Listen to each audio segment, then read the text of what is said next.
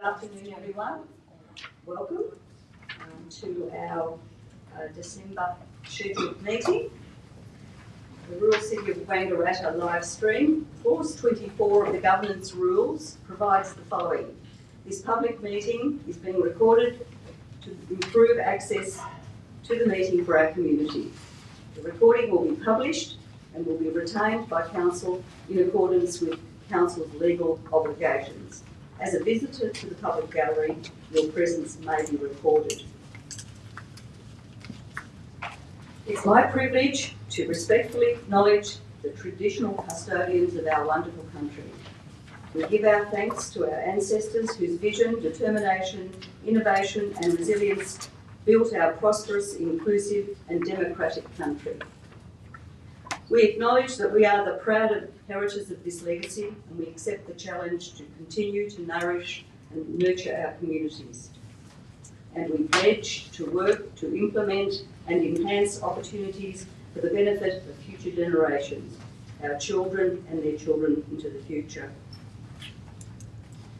I'm also going to give a note of acknowledgement to the event that occurred on December 14.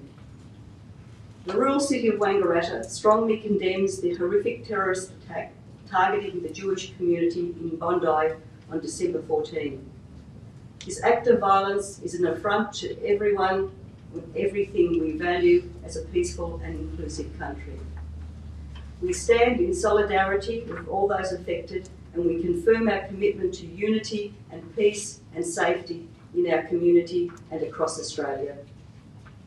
Our thoughts and deepest sympathies are with the victims, their families and everyone who has been impacted by this senseless tragedy.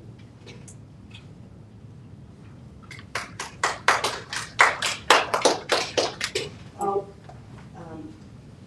have the opening prayer, which is, Almighty God, we humbly ask Thee to bless and guide this council in its deliberations so that we may truly preserve the welfare of the people whom we serve.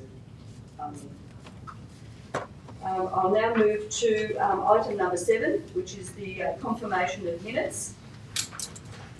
And I'll ask Councillor Fuller to confirm that. Someone to second, please. Councillor Benton. Councillors, are we all in agreement? Thank you. I move now to item number 8, which is the conflict of interest disclosure. Councillor Winters, you have a disclosure? Yes, thank you, Madam Mayor. I'd like to declare a general conflict of interest on the basis that in another role I deliver an event that is mentioned in the implementation plans on agenda item 15.3. Thank you, Councillor Winters. We now move to item 9.1, which is Petition Reconciliation Action Plan. Thank you, Mayor. This item is dealing with 2 petitions which have been received. We have one petition containing 63 signatures from students and teachers at Galen Catholic College, and the petition asks for Council to take strong and immediate action by 1, developing and endorsing a reconciliation plan, or a RAP, through Reconciliation Australia to guide genuine engagement, accountability and respect within our local community, and number 2, protecting and caring for Aboriginal cultural sites in partnership with traditional owners and Aboriginal community organisations. The second petition on the same topic has 69 actual signatures and 241 digital signatures. It is submitted by Amanda Hogan. The petition calls on Council to 1, take urgent action to progress, endorse and adopt a reconciliation action plan in partnership with our Indigenous community as a matter of high priority in the 2025-2029 Council plan. The recommendation before Council is that both of those petitions be received and that they be considered in conjunction with item 15.4 on today's agenda, which is considering the endorsement of a draft reconciliation action plan for the purpose of consultation. Thank you, Mr CEO. Councillors, we've got a recommendation. Would someone like to move? Councillor Fuller. Someone like to second? Councillor Winters.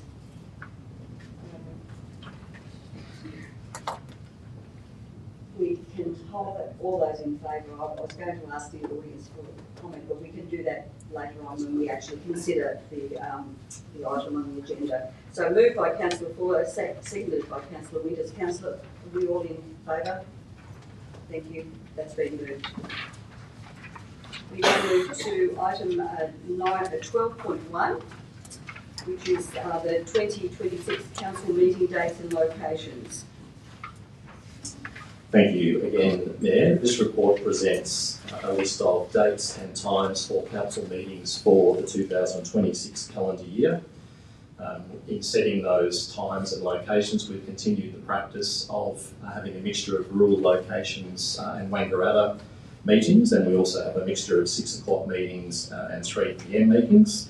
And we've selected the locations of the rural venues to try and achieve a roughly equal number of times that we're visiting various locations over the period of 2 or 3 years. So that schedule is there for Council's consideration and endorsement. Thank you, Mr. CEO. Oh, my goodness me, I have forgotten a councillor report. We did, I will ask, which is item number 11, and Councillor Maxwell has a report to give, and I will just delay the CEO's statement. Thank you, Madam Mayor. Apologies, Mr. CEO.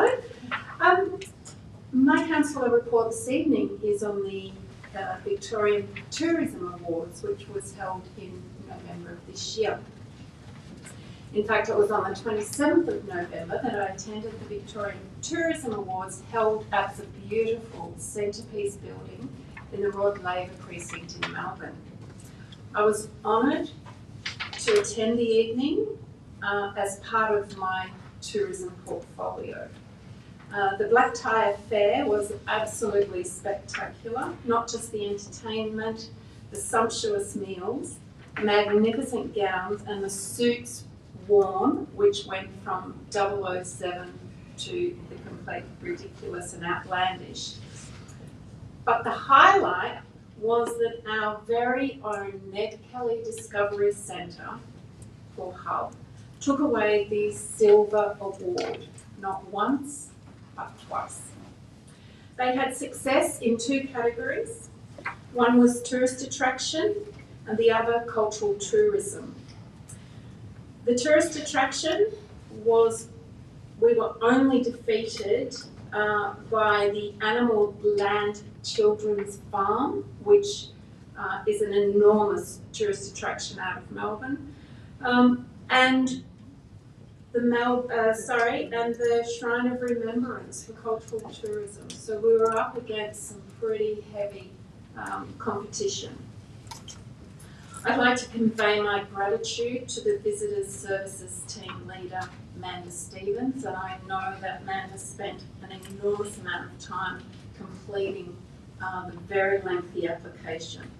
To Sky Taylor, for her enthusiasm in promoting the hub and her dedication to supporting tourism in the region. And if anybody has recently looked at the Facebook page, Sky did a pretty interesting video promoting the 2 silver awards. Both are incredible women who represented council on the evening. But of course, a shout out also goes to their manager from the Economic Development and Environment and Compliance team, Celeste Rockwell. My colleague, Councillor Winters, also joined us for an evening of entertainment and opportunities to congratulate other winners and finalists in our region. I'd like to also mention the Valley View Caravan Park in Whitfield, as they also received a silver award in the Caravan and Holiday Parks category. The awards event showcases some of the best that Victoria has to offer, and the North East was well represented in many categories. I also had the opportunity to meet with Minister for Tourism, Steve Demopoulos, who was there on the evening. So I thought it quite fortuitous and raised the Wangaratta Whitfield Road. I expressed Council's gratitude for previous funding from the government, in ways that they have highlighted and supported the King family. But I did also use the opportunity to convey my concern about promoting the region, knowing the road had deteriorated into disrepair and that safety for anyone travelling on that road was of great concern. Minister Demopoulos conveyed that he would speak with Minister Horn to discuss this matter further.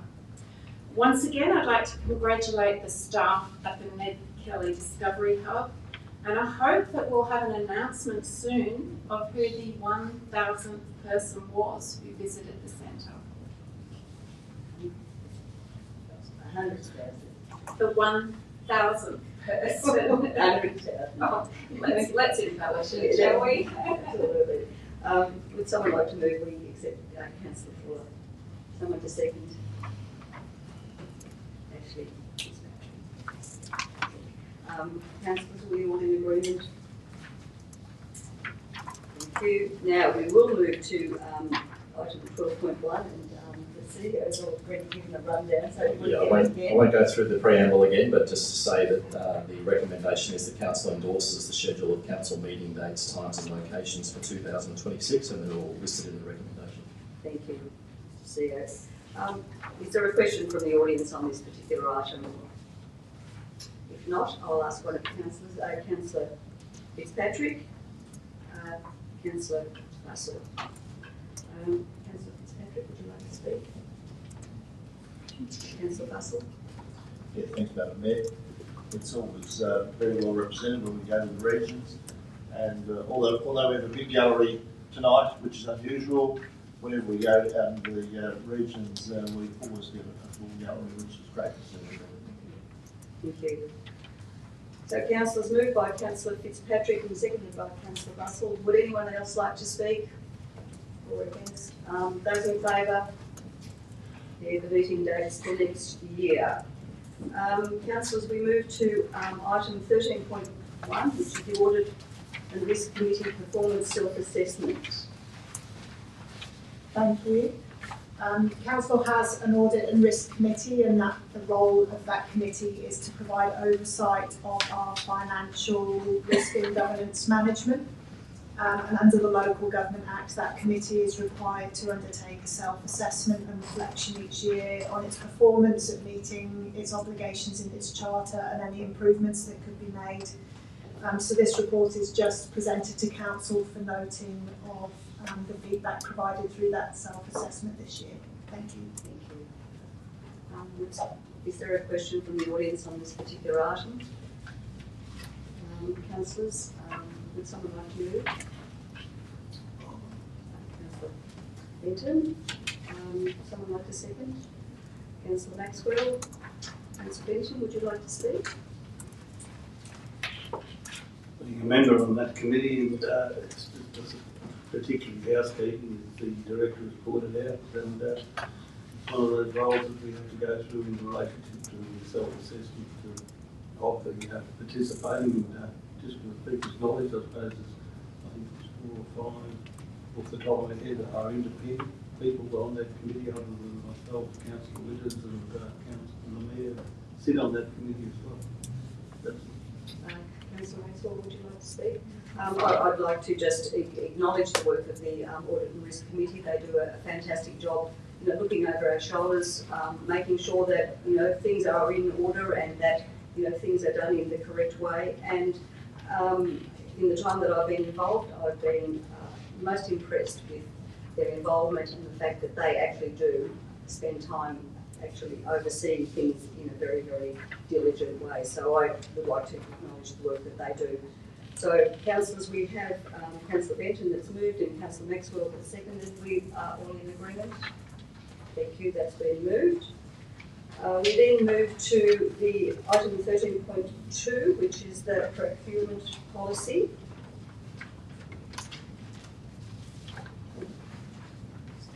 Thank you.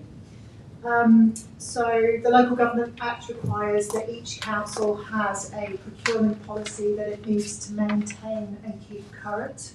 So the existing procurement policy from 2022 has gone through that review, in particular paying attention to an updated procurement policy template provided by the Municipal Association of Victoria that was developed to reflect sector best practice and legislative requirements.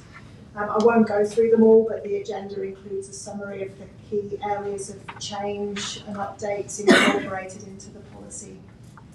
So that updated policy is presented to councillors to consider for adoption. Thank you, Director Brindley. I will go to the audience for a question, but I have a question from Cassandra. Would you like to ask it, or will I read it out? Okay, thank you. So Cassandra Pollock has asked this question. The proposed procurement policy has a greater emphasis on social impact to be integrated through the procurement process.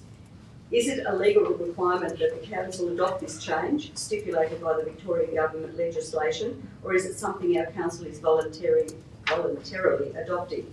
Are local governments bound by law to adhere to the Victorian social procurement framework? And I'll ask Director Brindley to provide an answer. Thank you, Cassandra. Thank you. So the short answer is it's voluntary, and then I'll give you a longer answer that gives a bit more context.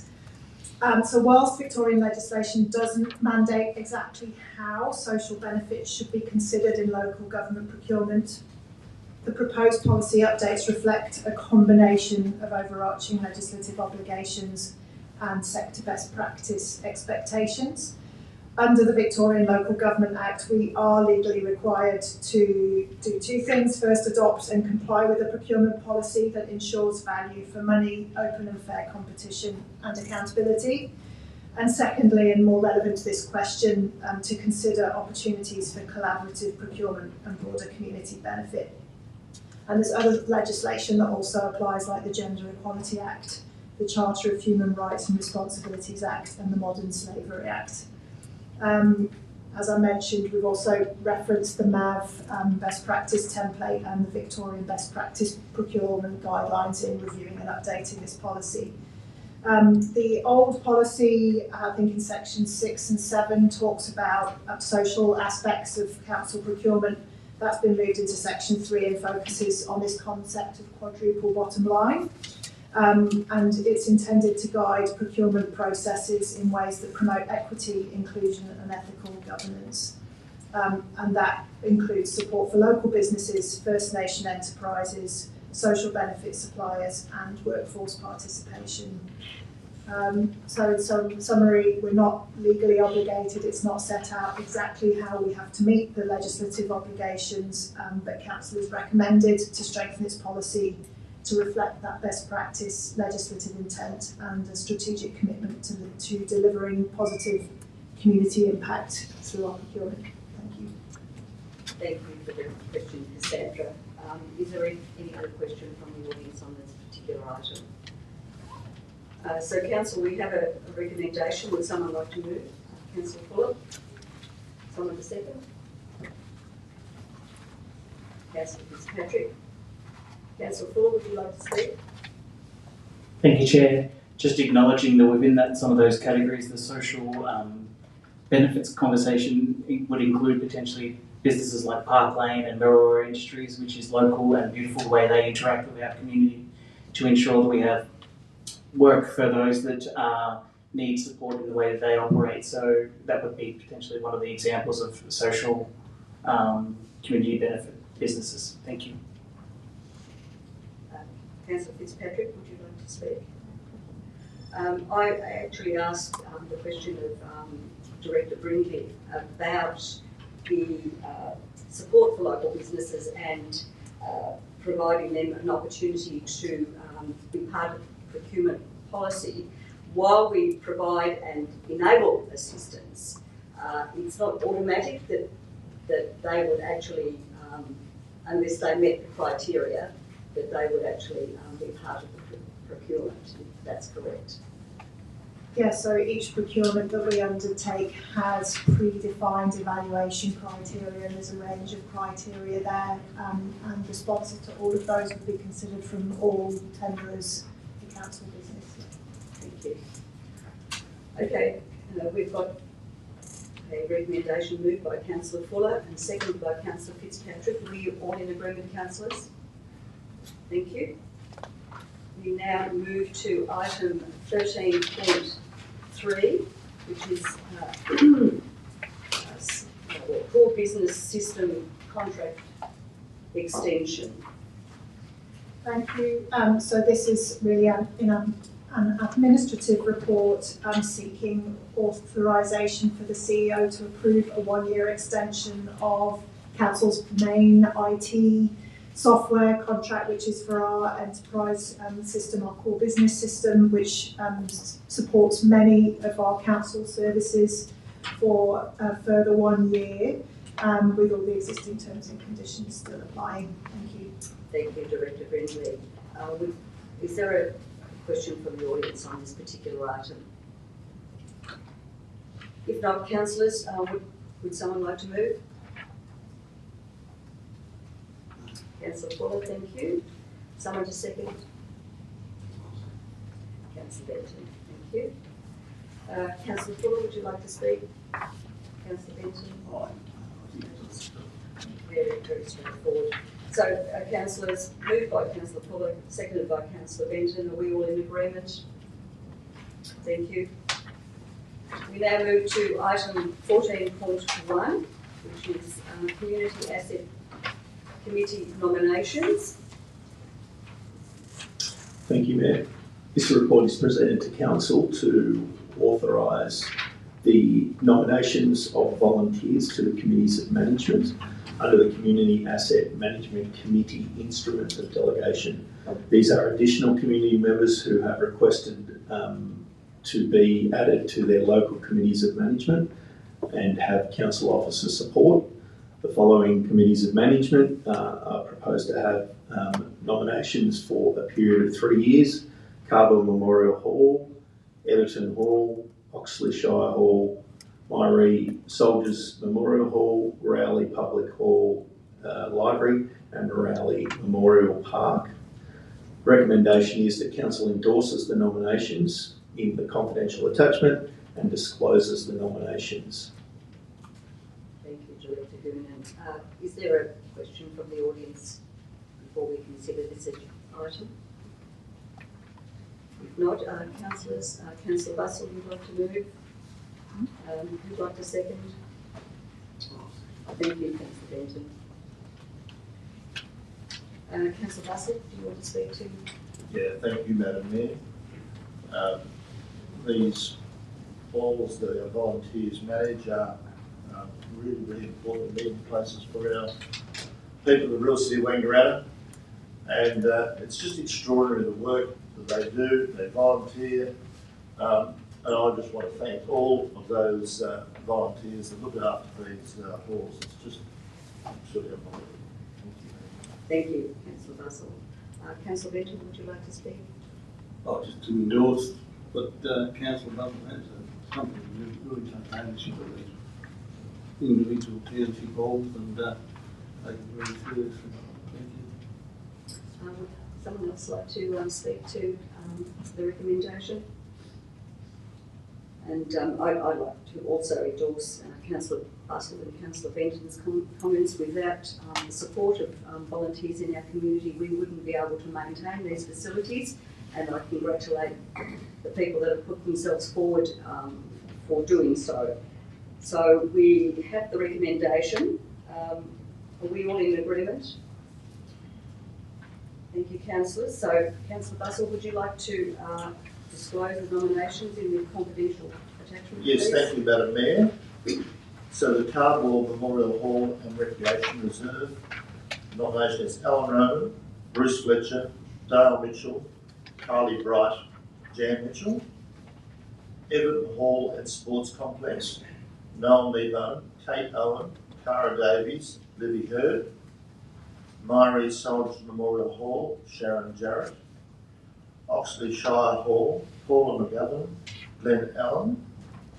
O'Reilly Memorial Park, Rihanna Costanaro, Ruth Costanaro, John Matheson, Pam Matheson, Pauline McPherson, Alicia Fraser, Louisa Licciardello, Eddie Costanaro, Marion Walker, Trent Newton, Greg Griffiths, Elise Petherbridge, O'Reilly Public Hall, Library Hall, Robin Pike. Thank you. Thank you, Councillor Bustle, and congratulations to all the nominees. We now move to item 14.2, which is panel contract C16519, which is the supply of clothing and PPE. This report is presented to Council to award the panel contract for the supply of clothing and PPE. The Rural City of Wangaratta invited tenders for the supply of clothing and personal equipment. The panel is primarily for clothing and personal protective equipment for our outdoor staff. The recommendation is that Council awards the panel to Allmakes, Southland and Blackwood and Son, and authorises the Chief Executive Officer to sign and seal the relevant contracts, including possible extensions. Thank you, Director Goonan. Is there a question from the audience on this particular item? If not, councillors, have we got someone to move? Thank you, Councillor Bustle. Councillor Maxwell. Councillor Bustle, do you want to speak to the recommendation? No, thank you, Madam Mayor. Councillor Maxwell? No. Would anyone else like to speak? Councillors, we've got a recommendation moved by Councillor Bustle, seconded by Councillor Maxwell. Are we all in agreement? Thank you, we've moved that. We now move to item 14.3, which is panel contract C17697 of drainage services. This report is presented to Council to award panel contract for drainage services. Council invited tenderers for supply of drainage services for Council's urban drainage infrastructure. These services are primarily used by Field Services and the Infrastructure Delivery Department. Recommendation is that Council awards the panel contract to Rostrom's Total Drainage Cleaning and Environmental Facility, authorises Chief Executive Officer to sign and seal the contracts, including possible extensions. Thank you, Director Goonan. Is there a question on this particular item from the audience? If not, councillors, we have a recommendation. Councillor Fuller? Someone to second, please. Councillor Bustle? Councillor Fuller, do you wish to speak? No. Councillor Bustle? No. Straightforward. Councillors, we've got a recommendation moved by Councillor Fuller, seconded by Councillor Bustle. Are we all in agreement? Thank you, that's been moved. We then move to item 14.4, which is the Sport and Recreation Advisory Committee nominations.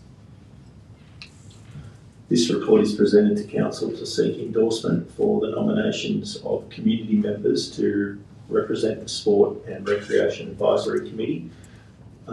These representatives are either new or returning at the expiry of their term from the existing committee. The Sport and Recreation Advisory Committee provides advice to Council on matters pertaining to strategic planning, support and advice, together with management of sport and recreation opportunities within the Rural City of Wangaratta. Recommendation is that Council endorses the nominations on the attachment and advises all applicants of the decision. Thank you, Director Goonan. Someone to move? Councillor Maxwell, you're going to move this? Someone to second? Councillor Benton. Councillor Maxwell, do you wish to speak? Thank you, Chair. Sport and Recreation Advisory Committee is a valuable and important part of our community. We have numerous sporting facilities, and I know that the Chair, Deputy Mayor Harvey Benton, has spent an enormous amount of time speaking and liaising, communicating, consulting with our sporting groups. So I'd like to just thank him for all the work that he does in that space.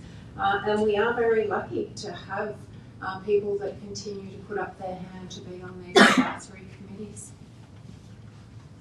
Thank you, Councillor Maxwell. Councillor Benton, would you like to speak?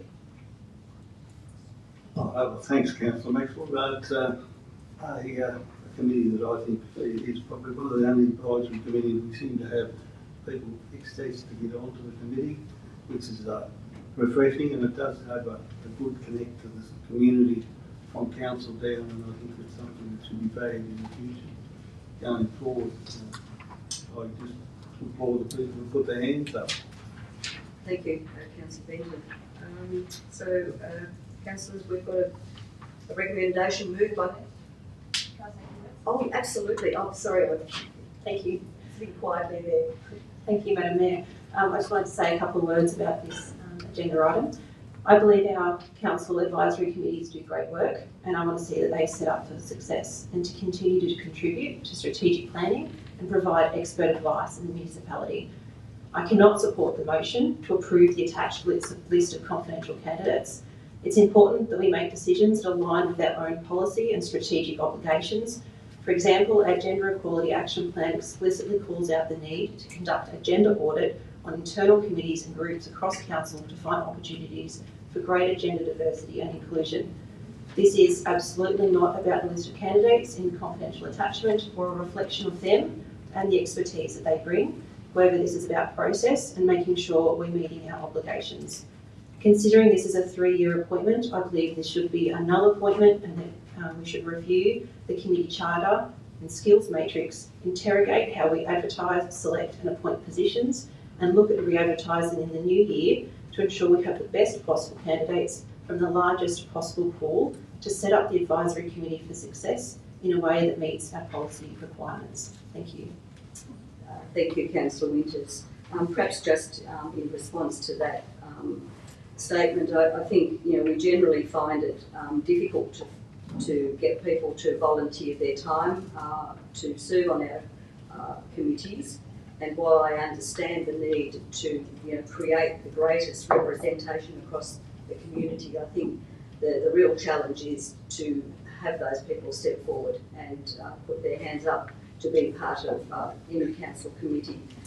So acknowledging what you were saying, but obviously we're also very much aware of the need to try and get a big cross section wherever we can, but also get people to put their hands forward.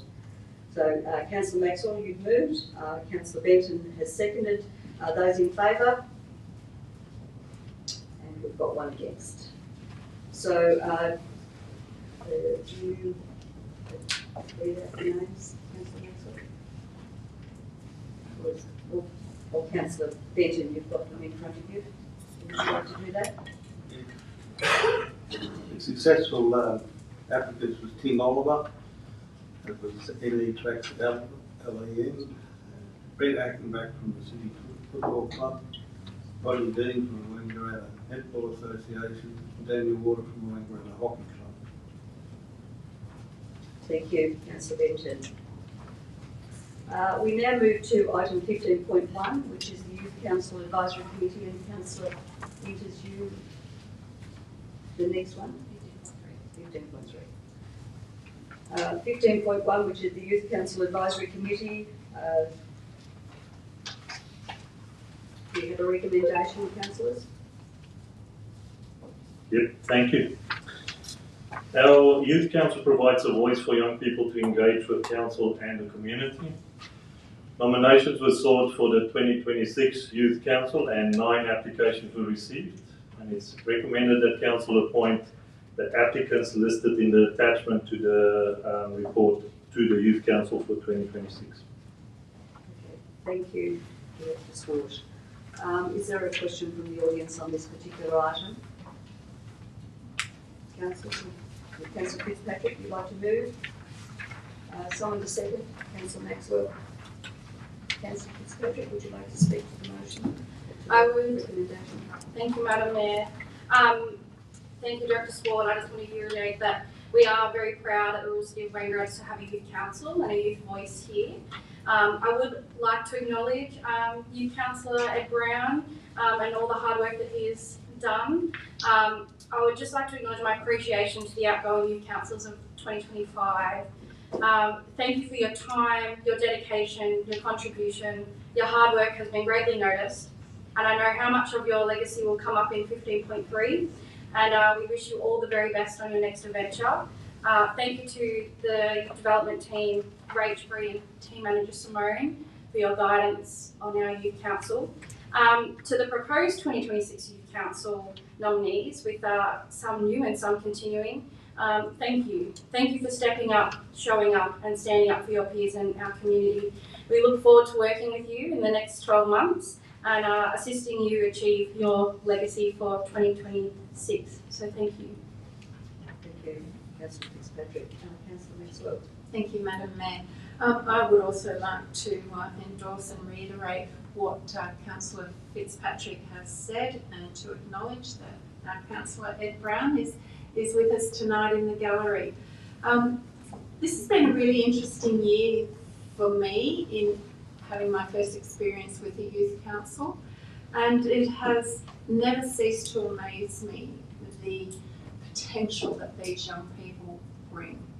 Their voice is completely of a different ilk to mine, being an older, more mature person, but they are so dedicated and want the best for young people in their community. So I would like to acknowledge our previous youth council, our incoming youth councillors, and I look forward to a whole new format this year and seeing what they can bring to the table and what they can do in representing young people in our community.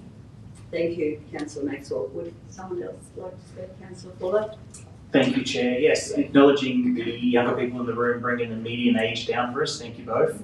And the fact that they volunteer their time, they meet monthly, a bit beyond that, they do a lot of events, and they do a lot for their peers to represent them in as many ways as possible.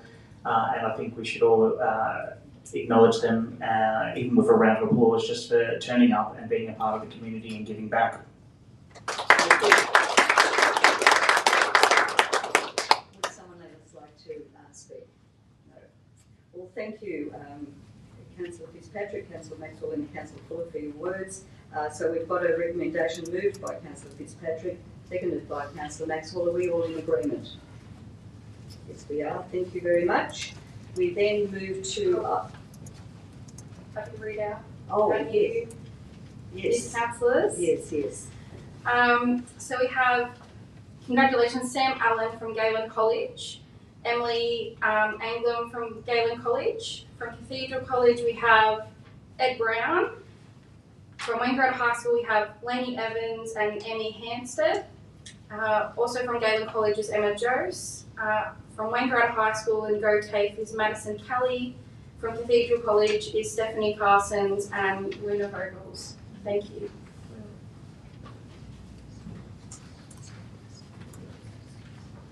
Thank you. Thank you, Councillor Fitzpatrick.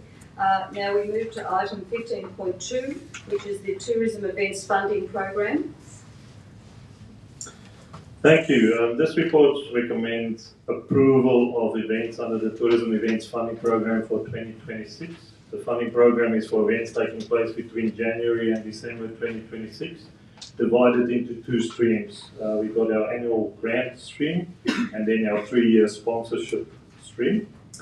Applications were received and assessed by officers, and officers recommend that events be funded as follows under each stream. So under the grant stream to the value of a total of $20,000, and under the sponsorship stream to the value of $4,500. The recommended applications are listed in the attachment to the report. Thank you, Director Swart. Councillors, a question from the audience? If not, Councillors, we have a recommendation. Would someone like to move? Councillor Maxwell. Someone to second?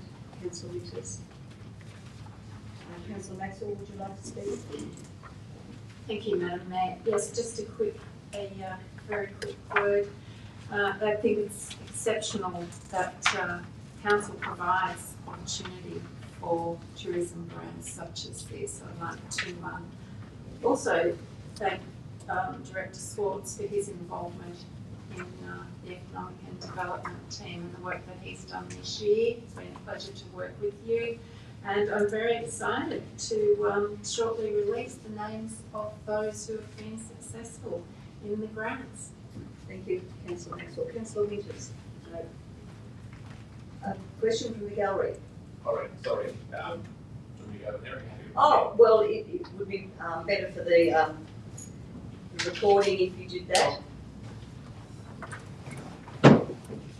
Just state your name and the question. Matthew Barry. Just a quick question to ensure I'm reading this correctly, and just for my own information more than anything. This $47,500, this is money from council towards these tourism events, correct? It's money from the council's coffers paid to whatever these events are, etc. Yes. Good to know. And some of it, though, is also supported by grants. Not From the in state area, but government? yes, yes. Roger. Yeah. Thank you. Thank you.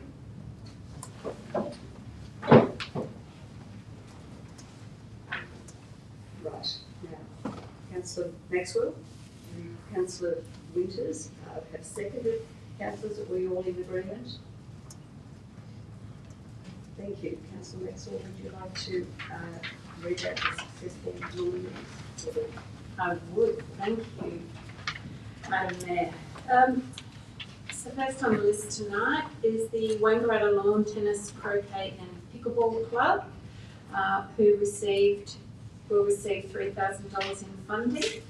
Wangaratta Stingrays Swim Club, $2,000. Millawa Cheese Company, $1,500. Wangaratta Festival of Jazz and Blues, $5,000. Triumph of Good Incorporated, $2,000. Wangaratta Rod and Custom Club, $2,000. Da Vinci Social Club, $1,000. Red Feet Wines, $1,500. Brookfield Maze, $2,000. In regard to the sponsorship, we have the Oxley Shire Hall Community Asset Committee, $4,500.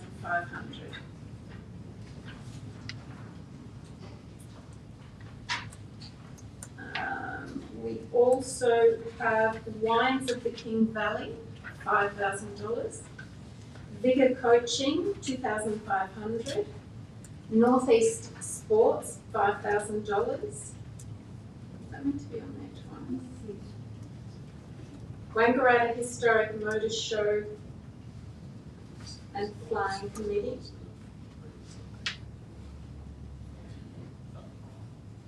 And the Wangaratta Rod and Custom Club. So those ones that I just read out were 24 to 26 and some 25 to 27. Right. That's confusing.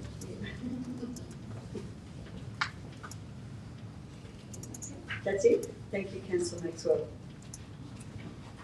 Councillor Winters? Pardon? Yes, yes, I know.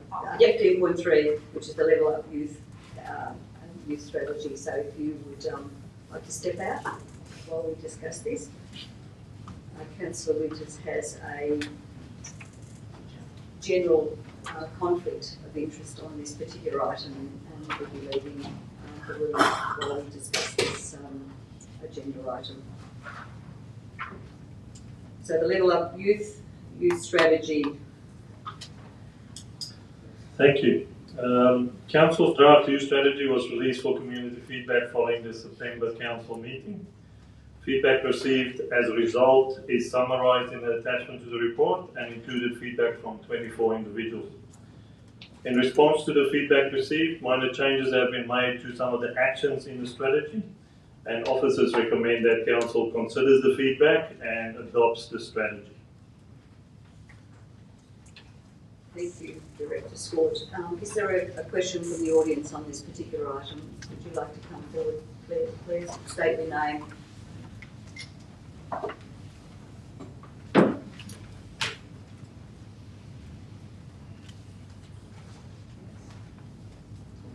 The white one in the middle.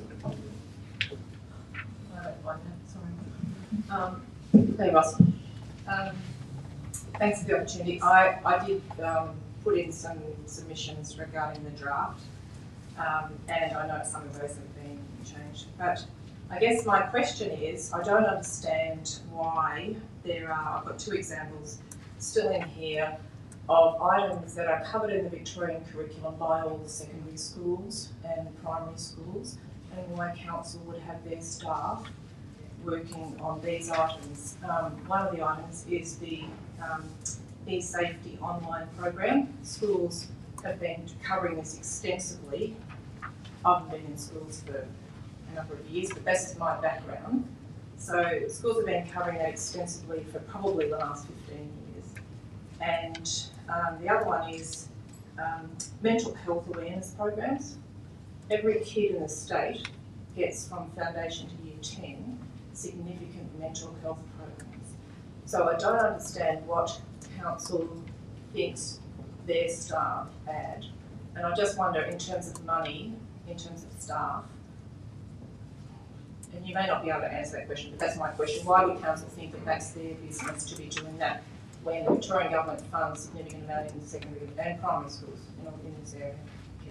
Well, I might ask either Councillor Fitzpatrick or Councillor Maxwell, who've been working very closely with the Youth Council, or even Director Sport. But I think, part of it is about, making that connection, because I think there's been a bit of a gap between, what happens with our youth in practical terms and what programs and services are actually delivered.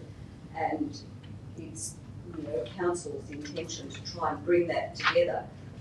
I think we don't actually want to do that work because it's not our core business and it's not our work to do.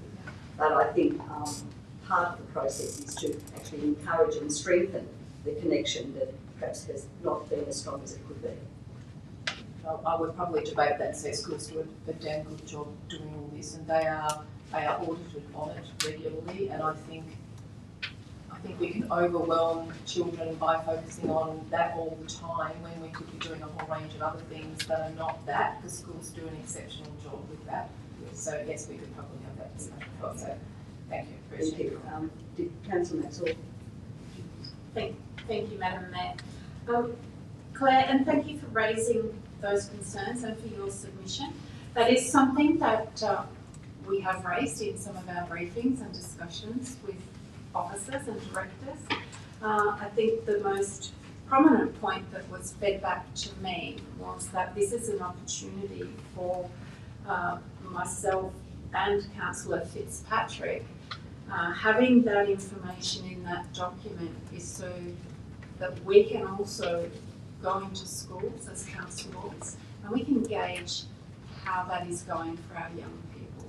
So whilst, as our Mayor stated, this is not our core business, but the advocacy that Councillor Fitzpatrick and I are able to do and to measure those outcomes and the gaps between what the school is delivering as in comparison to what our young people are telling us provides opportunities for us to then come back to council and to liaise with schools and say, this is what our young people are telling us, particularly about these programs.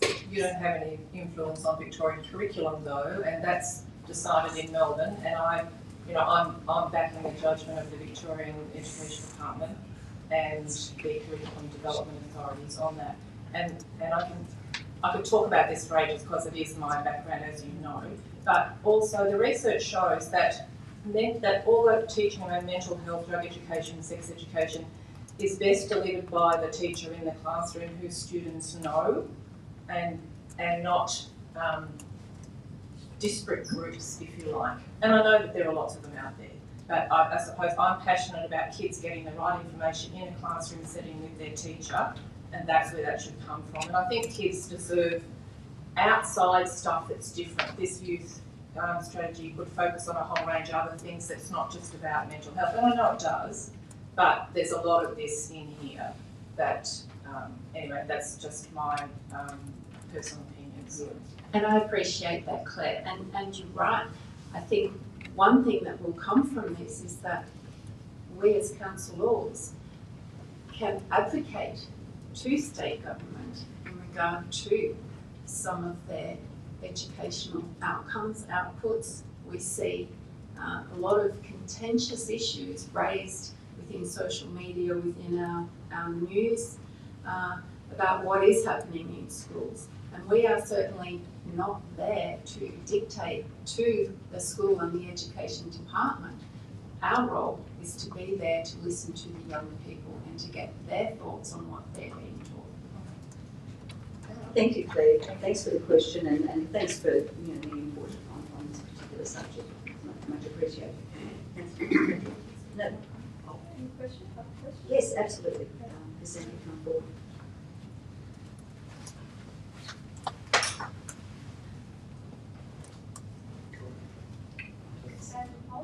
Push the white button over there.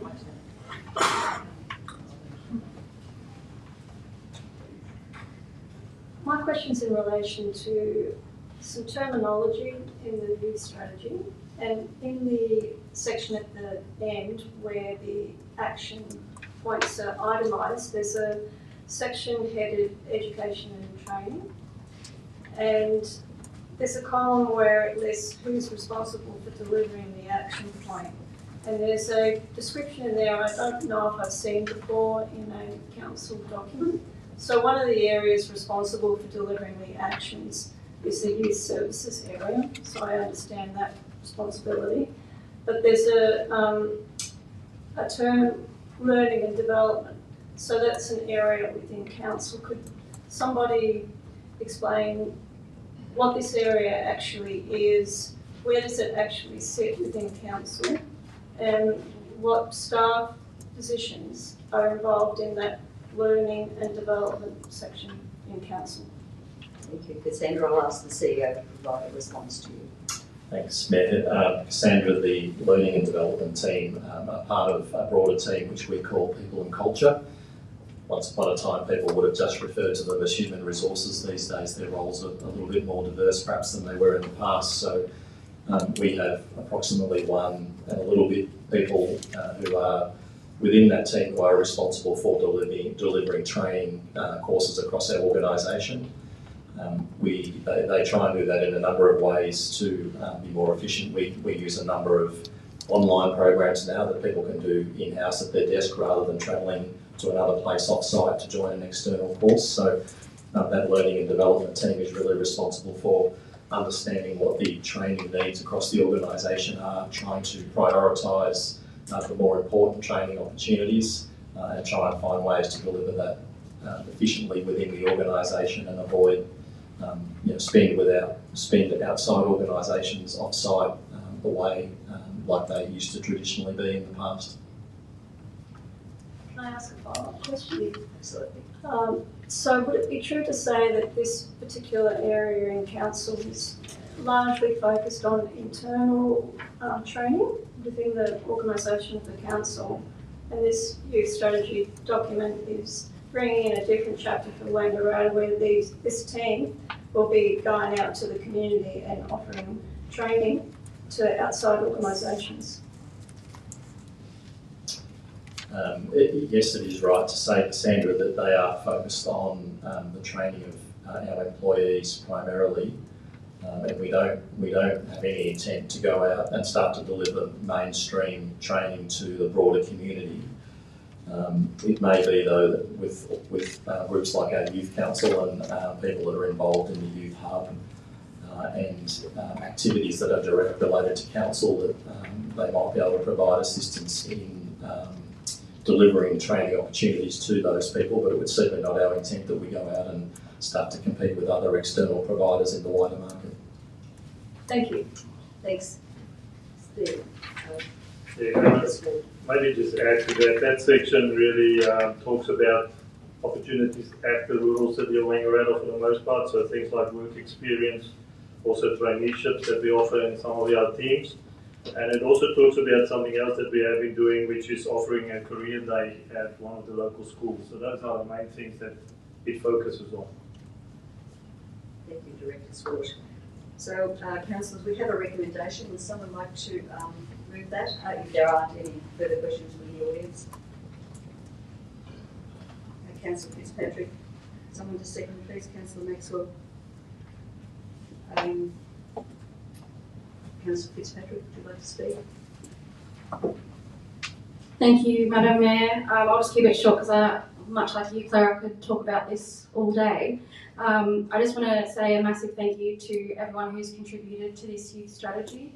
The hard work, dedication, the voices behind this youth strategy. And I do want to take the time to thank our young people in here today that show up and really share your voice and what you would like to see in our community. I think this is such an important document for our community to also look at and use to help them get grants or, support them in a way and seeing what our young people are saying and telling us. So I just want to say thank you to everyone.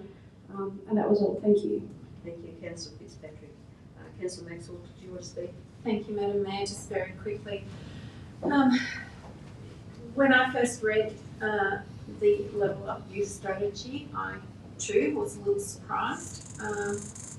But after having discussions within this chamber and with people externally, something that I am always emphatic on is measured outcomes. So what is in that document, I will be looking to liaise with our Youth Council on the measured outcomes and to certainly record and obtain data and information as to where we may be overstepping what is under Council's remit and certainly recording the benefits and the outcomes available to our young people. Thank you, Councillor Maxwell. Would anyone else like to speak to this particular recommendation? If not, Councillor Fitzpatrick has moved and Councillor Maxwell has seconded. Everyone in agreement? Thank you. If we could get Councillor Winters back to the table, please.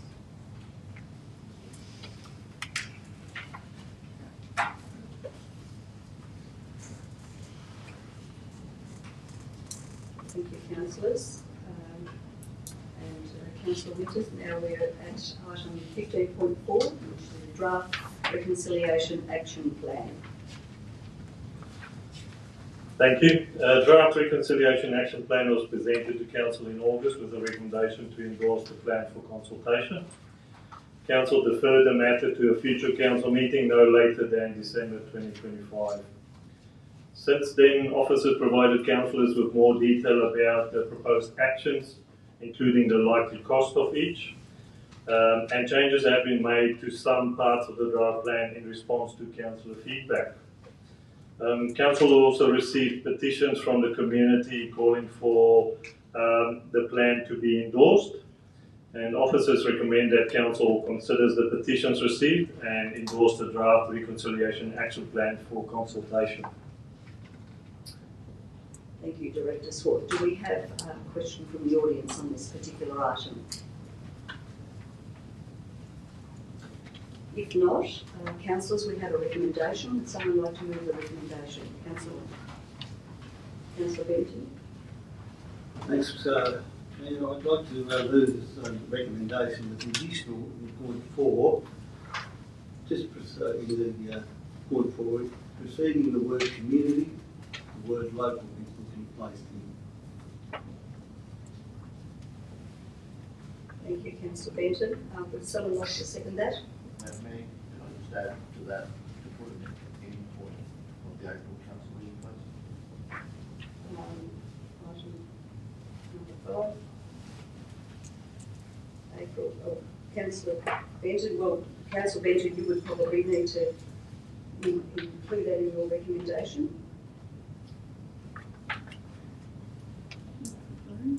Oh, look. No, I think we might, we've had a lot of discussion around this, and I mean, if we've got the fact that Councillor Benton has included local community in terms of the consultation, I think we can probably leave it at that.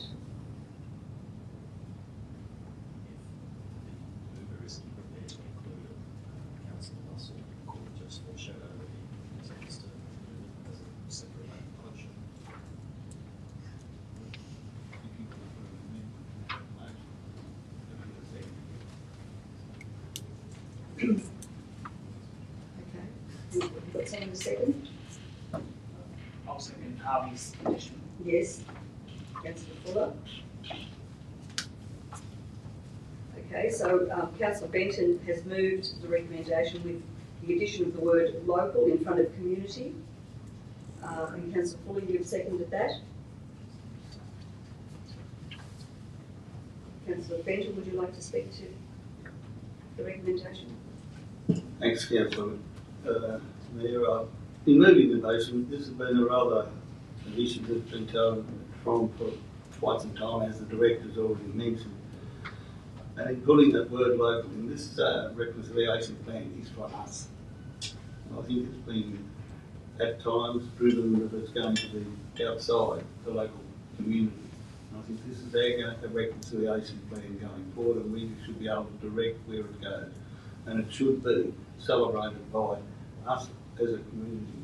I have some reservations in the past, and I've expressed them, and I think it's about time we start celebrating what we've been doing for the last 100 years. We've got reconciliation around, not reconciliation, but we have recognition of the First Nations people throughout the whole entire local government, even much as some of the local Aboriginal people don't even know they're there.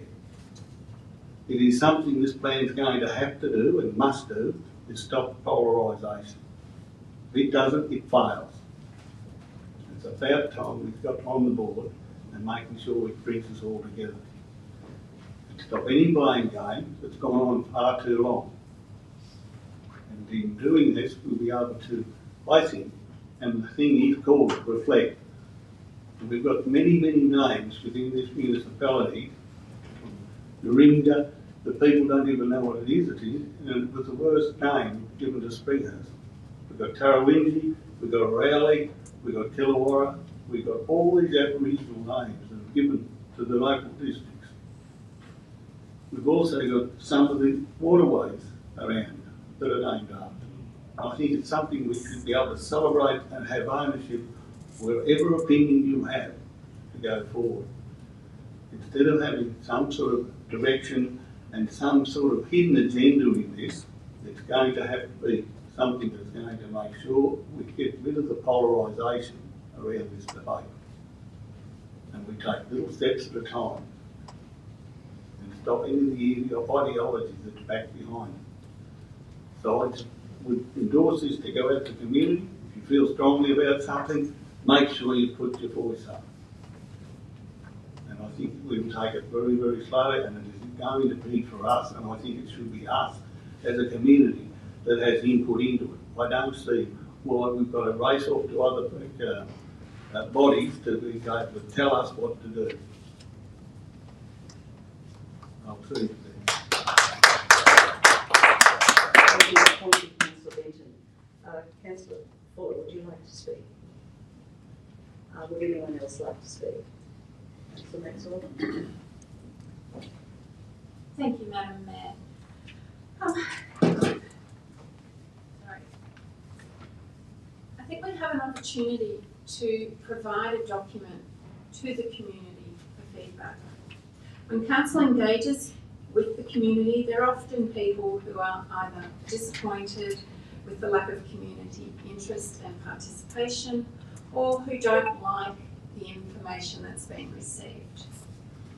Whatever the feedback, I would like to take this opportunity to outline the work that is already documented and embedded within council in regard to our relationships with our Indigenous people.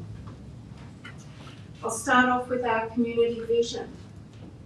We are a welcoming, connected and caring community.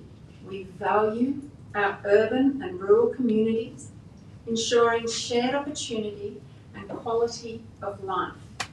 Our natural environment supports our well-being and forms a strong part of our cultural identity. Our strength is our resilience and active participation in shaping a future for everyone to thrive. At the heart of our reconciliation journey are the partnerships we nurture and uphold with our Aboriginal and and Torres Strait Islander organisations and communities across the city of Wangaratta. These relationships are built on trust, mutual respect, and a shared commitment to creating positive change. Through collaboration, we seek to support culturally safe spaces, strengthen community connections, and amplify First Nations voices in our work. Council has a list of the valued partnerships and working relationships that help guide and inform our ongoing efforts. So today, let's not forget the work that is being done alongside our Indigenous community. Let's reflect on the leadership, the ongoing support Council provides, and the celebrations we hold within our municipality for all to come together and enjoy those offerings. Thank you, Councillor Maxwell. Would someone else like to speak for or against the recommendation? I'd like to endorse the comments that both Councillor Maxwell and Councillor Benton have put forward. I think it is important to recognise that the Royal City of Wangaratta has done a significant amount of work in this space. In recent years, we've worked steadily towards strengthening the relationship with our Indigenous community and Indigenous culture, and we're able to point to such achievements as the Woolooware Trail, the Mungan Rock, the celebration of Reconciliation Week, and the activity of the Dirrawara Network. And I think there are a few councils across Victoria that would boast such a significant amount of work that's been done in that space.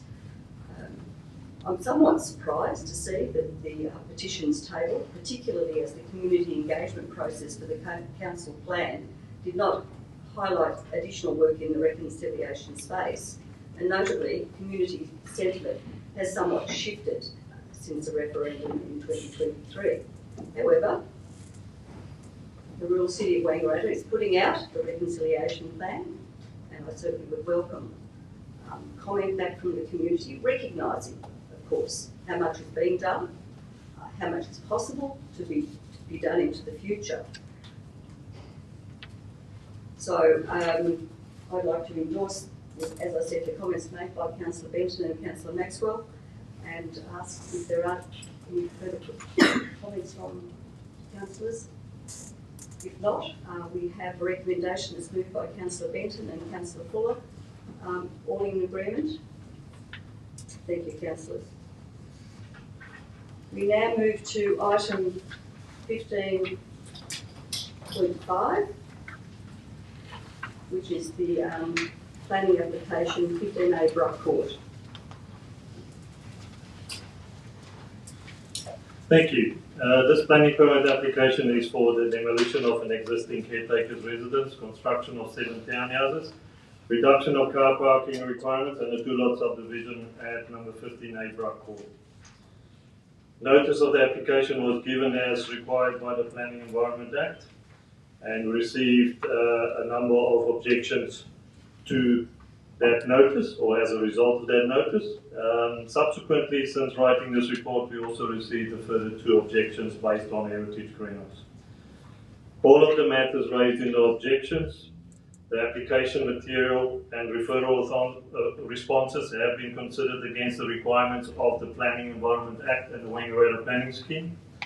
And officers recommend, on balance, that council support the application subject to conditions. Thank you, Director Swart. Do we have, well, we have a question here from Anne Shaw. Anne, would you like me to read that? Oh, well, I've submitted 2, so 2 questions. Yes, 2 questions. Yes, yeah, if you could read them out. You're happy for me to read that? Okay. Probably we can hear better that one. All right, okay. This is a question for item 15.5. Question 1 from Anne Shaw. The main criteria used by both council and the applicant for the granting of this application is to support housing supply goals.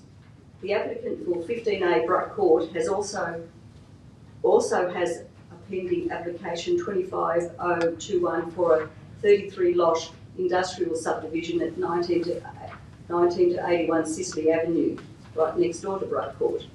There is potential for 25/021 to be rezoned from industrial to residential, which would significantly address the need for housing. I would like to propose that the decision on the application for 15A Bruck Court be held over until the application for the 33 lot subdivision has been considered. Could councillors please respond to this proposal? Well, I'll respond on behalf of councillors Anne. The council has an obligation under the Planning and Environment Act to decide applications submitted to it on their own merits. In this case, council received an application for the demolition of an existing building and the construction of 7 new dwellings at 15A Bruck Court, Wangaratta. Council also has a separate application for an industrial subdivision at 19 to 81 Cicely Avenue. It would not be appropriate to delay making a decision on the application in front of council to consider a theoretical rezoning of adjacent land. The application must be decided based on the current planning provisions. Your second question, which is 18 very comprehensive and detailed objections were submitted by community members and significant organisations opposing this application. These objections have since been supported by media articles and strong community interest.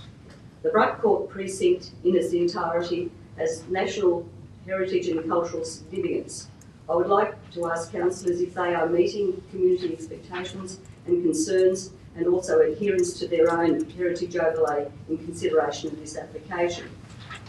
And I'll answer that question on behalf of the councillors, Anne. We recognise the strong community interest in this planning permit application. All objections have been considered as part of the officer's assessment of the application, and heritage significance of the building and area has been part. I'll read that again. All objections have been considered as part of the officer's assessment of the application, and heritage significance of the building and area has been part of the assessment. Officers have also considered all other matters required by the Planning and Environment Act and the Wangaratta Planning Scheme, and on balance recommend that council support the application subject to conditions. Both objectors and the applicant may challenge the council's decision through the Victorian Civil and Administrative Tribunal. So, any other questions from the audience? Come forward, please. Thanks. Claire Russell. So this is a follow-up question really around the heritage overlay. Someone explain to me why council has a heritage overlay. I'll just read clause 02.03-5, built form and heritage. Council seeks to encourage the restoration and reconstruction of heritage places in the heritage overlay. Encourage a built form that is proportionate in scale and respects places of identified heritage value. Then why would there be a recommendation to demolish that house and build 2 apartment blocks? I don't understand what the heritage overlay is there for. I'll ask Director Swart to provide that response. Thank you for that question. The heritage overlay is part of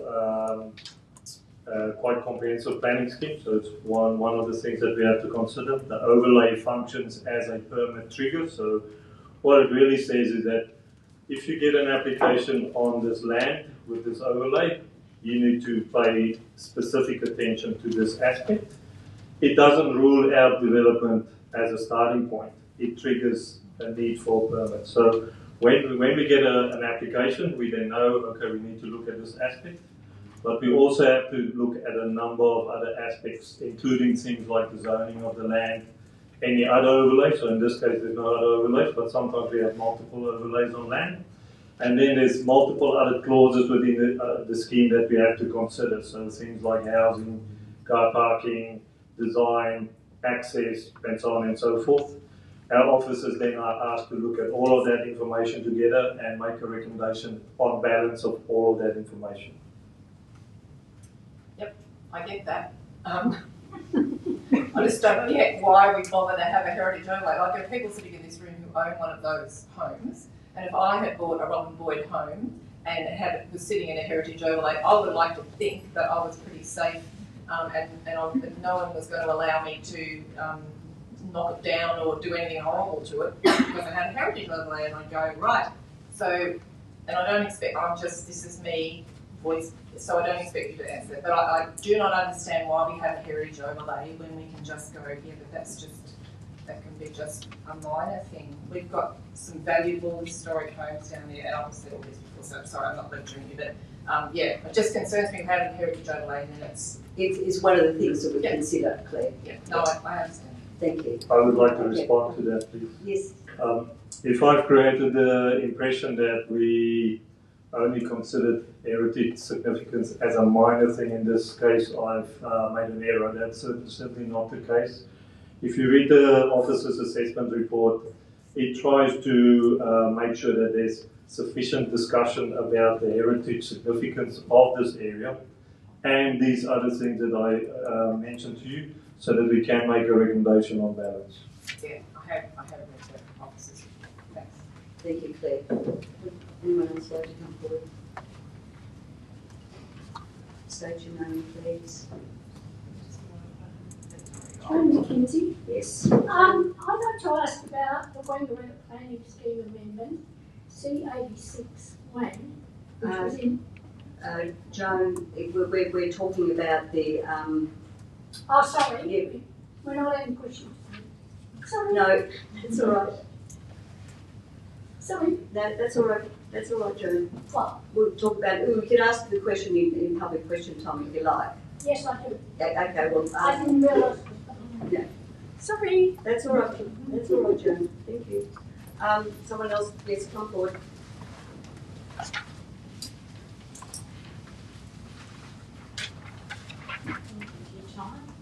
My name's Chris Spencer. I'm the person that's living right next to this proposed development. Would you like 5 double-storey townhouses along your fence, right in the middle of a heritage zone? Designed by Robin Boyd. This is Wangaratta's chance to hang on to something precious, really precious and unique to Wangaratta. Don't knock it down. Don't allow this to happen. Double-storey modern units right in the centre of the Bruck precinct. Please, please do not accept this proposal. Thank you. Thanks, Chris. A question? Okay, councillors, we have a recommendation. Would someone like to move? Well, I'll move that we accept the recommendation. Would someone like to second? Councillor Benton. Now, I'll speak to the recommendation. Now, the Bruck Court application is difficult, as I can appreciate the historical significance of the caretaker's cottage and the relevance to Wangaratta's industrial history. Then, as now, worker accommodation was important to development, and this was an example of what it provided at the time. However, it must be said that the cottage is not in pristine condition, and while it has some connection to the architect Robin Boyd, it was not the main focus of his work. That is Bruck House itself, and that's being maintained. Bruck Court has changed significantly over the years, but the strongest features of the street seem to have remained. When making a decision such as this, council must consider not just the historical element of the planning application. Consideration needs to be given to the provision of housing, whether this application meets building requirements of the planning scheme and whether it addresses the issue of orderly planning in what is largely an industrial zone, although that's a residential area. Council has in the past supported community against the planning scheme and failed at significant cost. Council is the meat and the sandwich in this particular situation, as we can be taken to VCAT by both the applicant and the objectors. Council will work with the applicant to ensure that the development is sympathetic to the surrounds and it results in an accommodation that is both modern and in keeping with heritage values. Councillor Benton, would you like to speak to the recommendation? Excuse me. Thanks, Claire.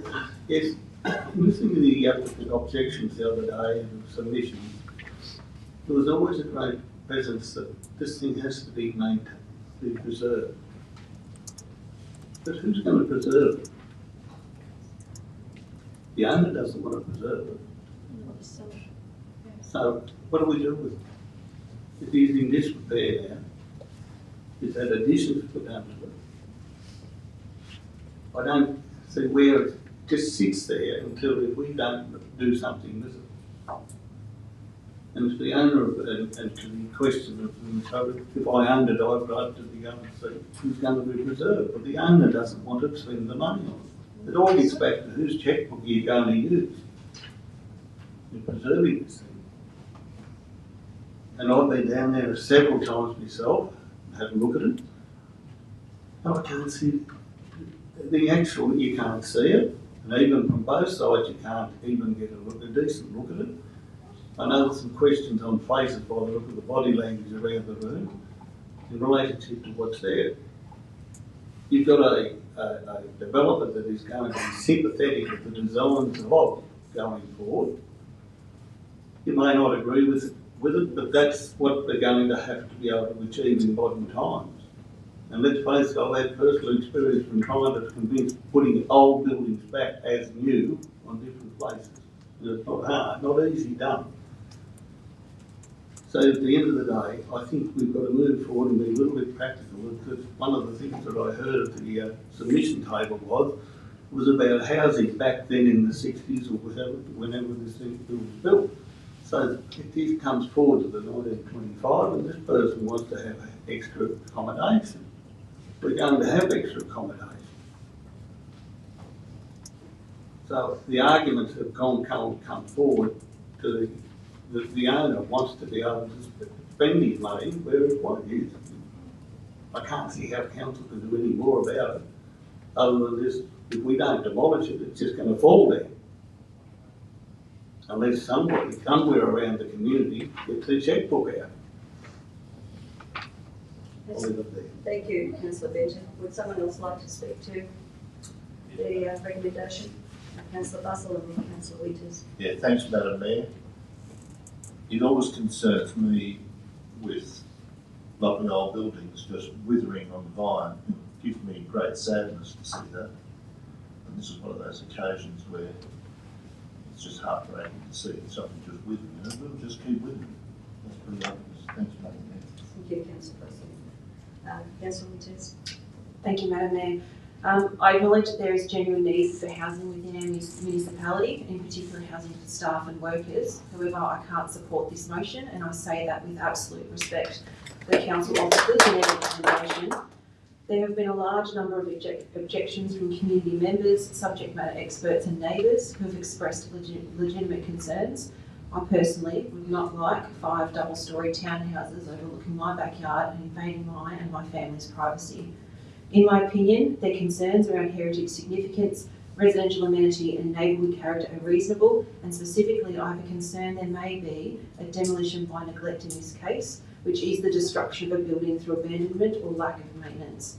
I would like to take a moment to thank the community for their hard work advocating and taking time to come to councillor briefing to tell their stories and share their concerns. Thank you. Thank you, Councillor Winters. And I think, the abandonment has not been a recent thing. This has been over a long period of time, and I'm quite surprised that suddenly there's this particular concern about this building. And as Councillor Benton said, whose chequebook is going to take care of this? It's a vexed issue. So, councillors, would someone else like to speak? If not, I've moved the recommendation. Councillor Benton has seconded. Those in favour, please. The recommendation's been moved. Thank you, councillors. We now move to item number 15.6, CBD paid parking.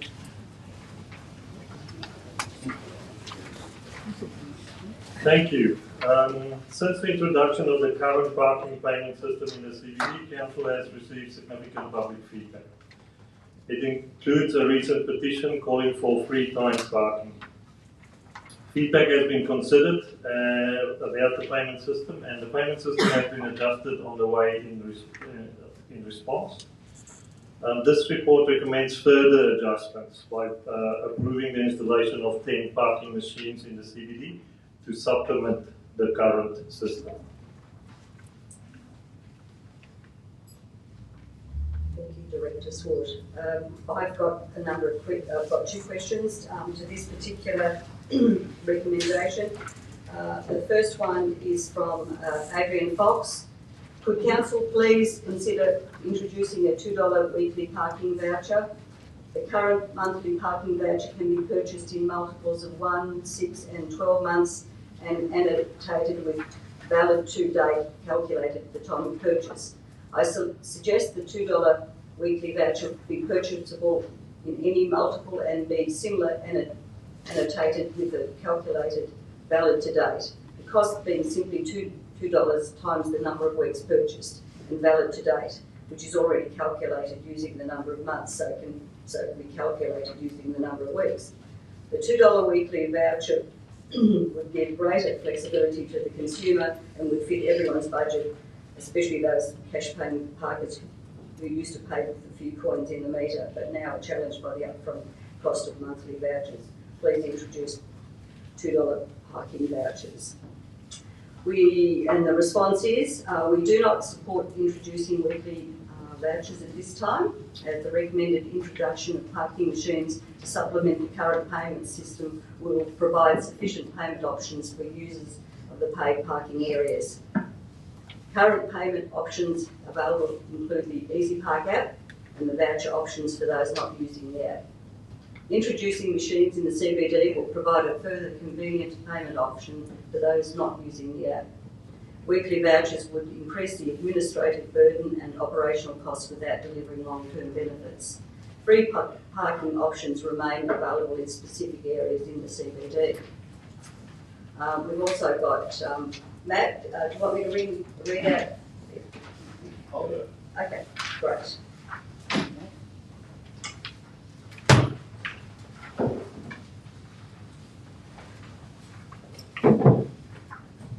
Good afternoon, Madam Mayor, Mr CEO, councillors, directors. Thank you for taking the time to hear my query this afternoon. I read the agenda yesterday and I noted that, well, I'll read it pretty much as I've got it in here, but we may have to go back and forth on this a little bit. So within the agenda that I saw yesterday, I know the council has proposed the solution to the issue of paid parking within the CBD. Appears to be the provision of 10 physical parking meters. I've also noted the locations in which these meters are proposed to be installed and conceded it appears to be entirely inadequate. Are we able to go, by chance, are we able to flick up to the appendix that has the map of the CBD? That's appendix something, right? I'm getting vigorous head shakes from the back of the room. I've got it here.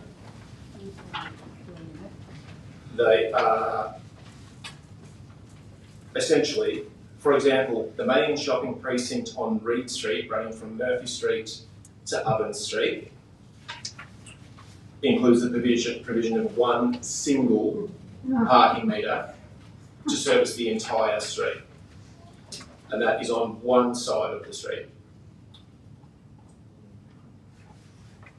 This is the, there is also only 1 metre per side on the Murphy Street on each side of the main intersection. So from Faithful Street to Reed Street on Murphy Street, this is much easier with a map. There's one on either side. And then the same thing if we go from Murphy Street, on Murphy Street from Reed to Ford, there is again one per side. One would be near Ramsay Health and one would be opposite that, roughly. They appear to be about the middle. So you've got 2 and 2, 1. And can I guess, you know, the short answer to that would be that the machines work by using registration numbers. Yes, I appreciate that. And users will be able to use any of the machines. Yes, and they cover the entire CBD. Yes, because it's linked to your rego. Yes, and linked to the rego and pay. And also, the current location is just, you know, something or proposed. We're looking at what's going to work best. And it may be very much a movable feast where we may need to move them around. But I think the fact that they're actually convenient, you'll be able to, if I was in Oven Street, Sure.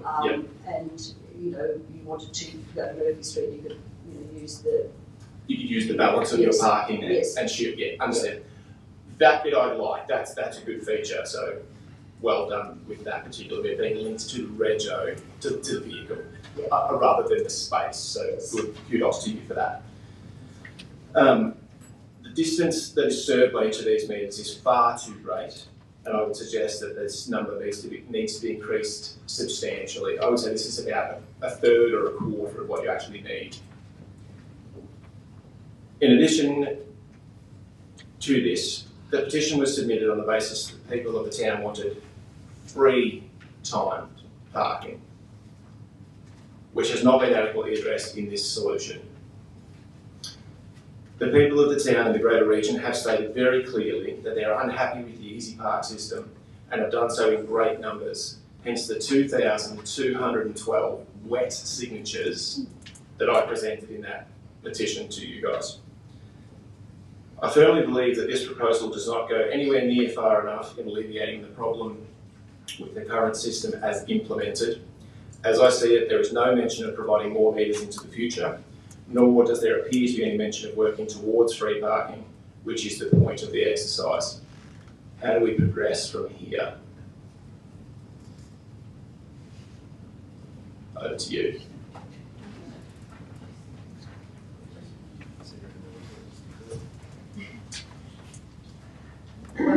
Well, I think the CEO has just said, we've put a report forward on paid parking, and you raised the issue of public feedback, and public feedback has been considered as part of this process.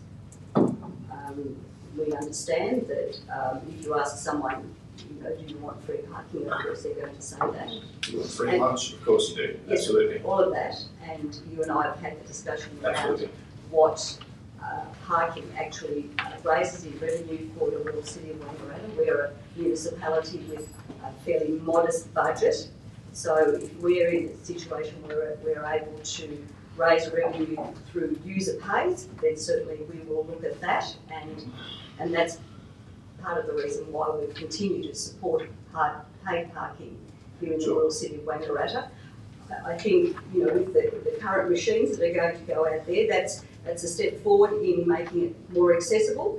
We're going to consistently work with our business community, and we've identified the relationship now with Business Wangaratta in order to progress this as we move forward to ensure that parking is able to be managed most appropriately, but also responding to the needs of the community. And as I said, this is a step forward, and we will trial this and see how it goes. With the greatest respect, it appears to be a very small step forward. The cost of, I think it was 70 odd grand. Not to belittle the number, it's a big number if single person's paying for it, but it is a very small amount of money in a budget of $90 million. What I questioned earlier about the $40,000 that was given for tourism grants, it's all well and good to spend 40 grand to bring tourism to the town, but if you make it if you make it difficult for them to park, you're driving a wedge between the tourists that you want in the town and the businesses that are providing the services to the town. I mean, I realise some of it's for the region, so I'm not, I get that. But the idea is to bring people into the town, give them a good experience in the town, make their life easier, and then we all benefit because they spend their money in the town, they spend it with me at the cafe, at the hotel. We can bring them all in here and have all these fabulous facilities like all the Wangpack, etc. But if we make it difficult to park for both locals and out-of-towners, this is a problem. Like we've stopped them at the gate before they can come and have their good time. Thank you, Matt. I understand what you're saying, and as I said, we've had discussions with the business community through Business Wangaratta, and paid parking is probably not one of the most important things that they've raised with us. But this is our step forward, and we're working through the process. We'll be continually looking at how it's working. And, you know, I do believe it will make things a lot easier for people around the CBD, and there's still plenty of free parking as well. Thanks, Matt. We're going to continue this chat, I can see. Well, indeed we may, we will, and happy to do that. Thank you for your time. Thank you for your time too, Matt, and appreciate the work that you've done in that process. Thank you for taking my calls and being so open to the discussion. It's good. Oh, well, it is good, and I mean, this is part of how we get to achieving the best outcome. Yes? State your name and your question, please. Okay, Lorraine Monshing. I'm not very physically fit, not because of my weight, but because of old age, both. Well, if there is only 1 metre there and 1 metre there, 1 metre there and 1 metre there, and I can't get close to that metre, and I've got to go right down the end of Reed Street to do something, how the hell am I going to walk all the way up there and all the way back down there to do my business in town? Well, how are you going to do your business anyway, Lorraine? You've got to walk to where you're going to go. 99% of the time I just park my car and pop in and do it and get out. Before I used to put money in the meter.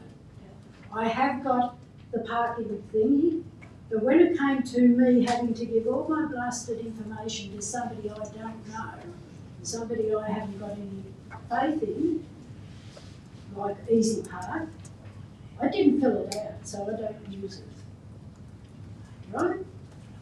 So your question to us now, My question to you is, why don't you double or triple that amount of metres so that you don't have to walk from there to there to get to a metre?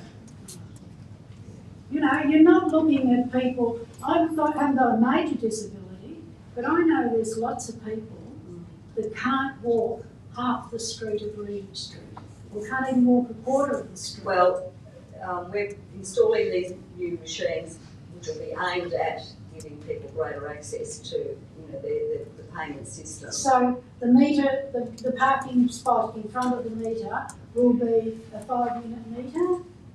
Like, you know, you can park there for 5 or 3 minutes to put the money in and then go wherever you've got to go.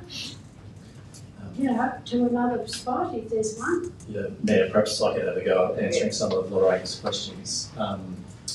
There's a few things in what you've outlined, I think. The first is, I don't know whether you qualify for a disability parking permit or not, but that's something to explore. No, I don't. Based on what you said, okay.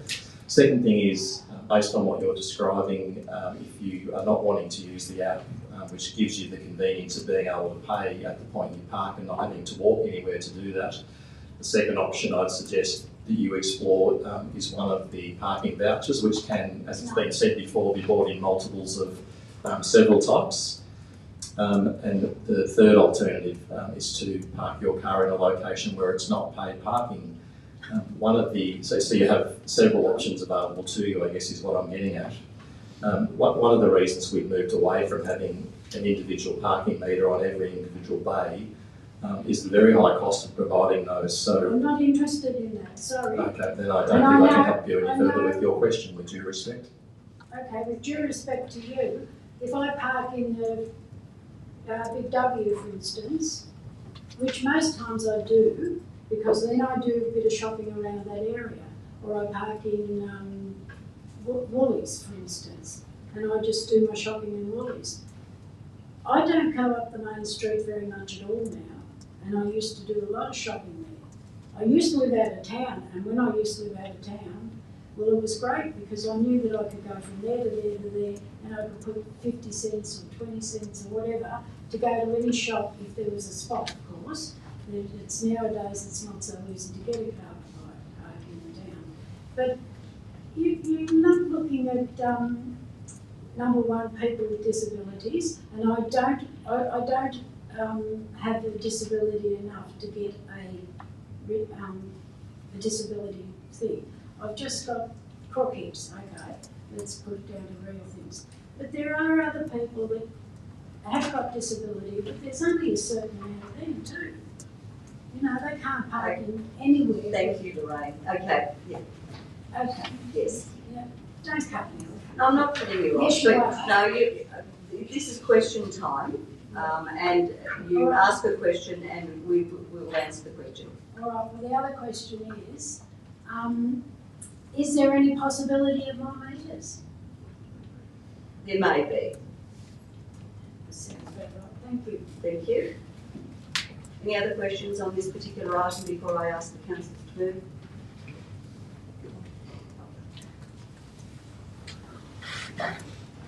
State your name, please. It's Trudy. Where? Pardon, what was your name? Trudy. Wary. Right. Okay, first question is, I know you probably won't be able to answer this straight away, but compared to last year at this time, not including free, and this year, what have you actually made between the parking meters and this new Fandangle pack? Is there a major significance? Have you lost money? Is more to the point, because there are so many. We used to put a couple of dollars in. We haven't put a cent in since we put these new meters in. Okay, well, you must be the only one. Councillor Russell. Who else uses it? Look, I don't have the dollar figures, but I I do have the number of transactions that we've had on the Easy Park app compared to last year. That's all going to be, always going to be more because you've got no choice. Yeah. Well, compared to last year, you could put coins in, now you can't. So Do you want an answer to the question that you asked? All right. So compared to last year, we had 37,807 transactions from July through to November. This year we have 70,812. So a marked increase in the number of transactions, and that would relate to a increase in dollars figures as well. I just don't have those numbers with me. yeah, I understand. You have to then also add the other options available, so the voucher system. We would have sold a number of vouchers there, and that would come with some income as well. Yeah, but you would have got a lot of coins too last year, where you're not getting that now. Yeah, the reality is last year this time we probably were at the end of the life of our meters, and we probably didn't get a lot of coins. But I take the point that in previous years, yes, we would have collected coins from those machines that we used to have in town. Yes. And on this app now that you've got to put your credit card details in, who is liable if my bank gets hacked? Because you've given me this option. Council not liable. There's a process you go through with your bank in that situation. There's a process that all banks follow when things have been charged incorrectly to your credit card. You challenge those with the banks, and the banks, in my experience, are very diligent about stopping those payments and following them up. Yeah, that's why I don't use my credit card out. Thanks, Trudy. Any other questions? If not, councillors, we've got a recommendation. Would someone like to move the recommendation? Yeah. Councillor Bussell, thank you. Someone to second? Councillor Benton, thank you. Councillor Bussell, do you want to speak? Yeah, thanks, Madam Mayor. I've taken, spoken to a lot of people about the parking, and being a former retailer in Wangaratta, I understand Wangaratta pretty well. I think this is a very generous step forward. The amount of money that we've spent for the people that don't or can't. The placing of the meters is certainly important, there's no doubt about that. But for all the inquiries that I've had this year, 2025, this will certainly cover all those people that have spoken to me. Yeah. Thank you. Thank you, Councillor Bussell. Councillor Benton, would you like to speak? I just endorse Councillor Bussell, and I think the situation always comes up how far we're going to walk. How far is how far? And with these proposals and with the token, the machines that are going in, are going to be able to use one machine as you're walking down, as the lady just said, could walk down Register, you go walk past one, you can put your phone registration number and stay there, put in that bay for the time that you're able to be in that same. And most of us, and I'm not, I'm sorry, but I've got crook hips, two crook knees, and everything else, and I'm probably about the same vintage as yourself going forward. But we've got to get to a situation where everybody now is starting to use cards, and I just see that is going to become more and more. And I've been, as you ask the people around this table, we're not very IT savvy, and I get into more trouble than knots with dealing with computers and phones than anyone around here. And I was very apprehensive with the Easy Park, even putting that on. But most of the people don't want to put an app on your phone. It comes through social media. It always intrigues me. They're using the very same app with Facebook to tell us that we don't want to put an app on our phone. And I know I've got elderly brothers too that don't like it. They'll run roughshod. There's plenty of other options in the town here. And when I went around the business district in Wangaratta area, I was amazed that some of the business owners didn't even know where some of them, and they've been where free parking, time parking exists in Wangaratta. It's just, and they've been in business in Wangaratta for years. And I think at the time we've got to come out, and I don't think we can have going forward people that will not use coins. We can't afford to have people wandering around the street collecting $10 to pay them $100. So I think we've got to start to get a little bit on board. I find it difficult to understand how anybody doesn't use a bank card. I had one person tell me he doesn't use a bank card. I said, how do you pay even your tax bills? How do you do anything? A lot of the government authorities won't take any payments unless it's a card. Oh, he said, Mum's got one of them. Well, I haven't got one though. So I think we've got to get up to speed a little bit. It's pretty hard for us, I'm going to say vintage people, but we're going to get there. And I think we've got to come in with some modern time and it's cleaner and it's going to be far more attractive than it is. Going to be, yes, there'll be a little bit of trial and error of where we're going to crawl to answer Matt's questions. I think it'll be a trial and error. You will keep reviewing.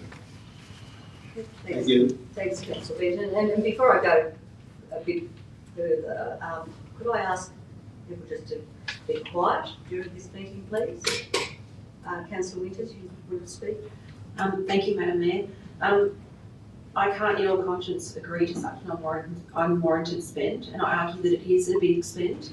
These sort of financial decisions do quickly add up, and we're frequently discussing how we're in a cautious financial position and how important financial sustainability is, and in my opinion, this decision doesn't align with that. We've been criticised for not involving the community in these sorts of big decisions and making decisions to people rather than with people.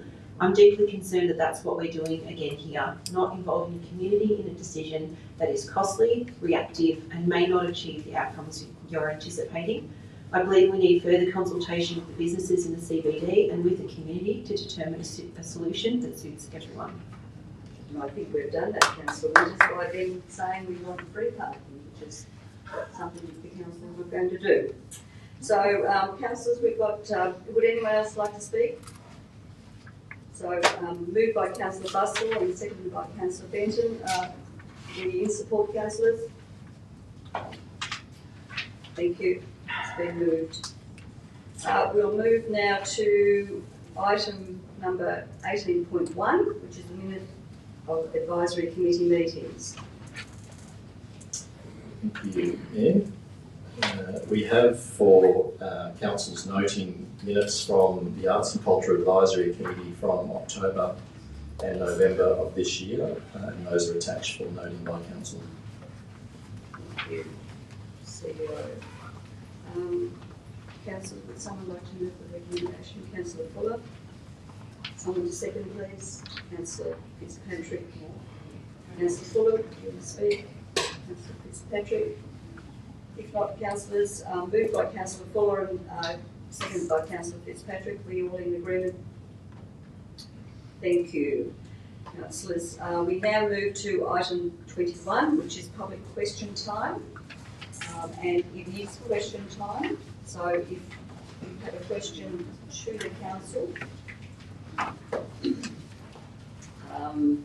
There was a question that was asked by Karen Deans. Will you read that out, Director Gernon, or shall I read out the question and you read out the answer? I'm happy to go whichever way you desire. Well, I'll read out her question. She said, so my second part of that question would be, this is from Karen Deans, she asked the question at the November scheduled meeting. So my second part of the question would be, considering that Council does have a budget, that the vision and scope is quite clear for Council from Council's perspective of their communities, that the green wheelie bins have been available as a resident of Wangaratta, where I live in town for over 10 years, and yet elderly residents well over their 80s and 90s do not have that facility available to them out of town, and they've been ratepayers for 40 to 50 years in Wangaratta. Karen, thank you for your question. So the waste services operate on a user pay system, meaning that residents only pay for the services they receive. It's a common misconception that payment of rates automatically entitles one to waste services. Unfortunately, the waste services charge is a separate charge. Detailed information on these charges can be found on our website. As for the rollout of further waste services, including green waste services, the Council's position is to await further direction from the State Government. This approach is to ensure we understand the required services for smaller communities such as Tarrawingi. Once we have a clear guidance, the Council is prepared to take the necessary steps to implement these services. Just to address your questions with regards to what Waste Services Council does offer, so all residents within the municipality have access to tip vouchers and free green waste masks to assist with cleanups. Thank you. Thank you, Director Gernon. Joan, you've got a question? Yes, I have. Just state your name for the record, please, Joan. You know who you are. Hi, I'm Joan. I'd like to ask about the Wangaratta Planning Scheme Amendment C68 Wang, which was in the Chronicle on December the 10th. And it was about the amendment is a combined permit of application and planning under section 9A of the Act.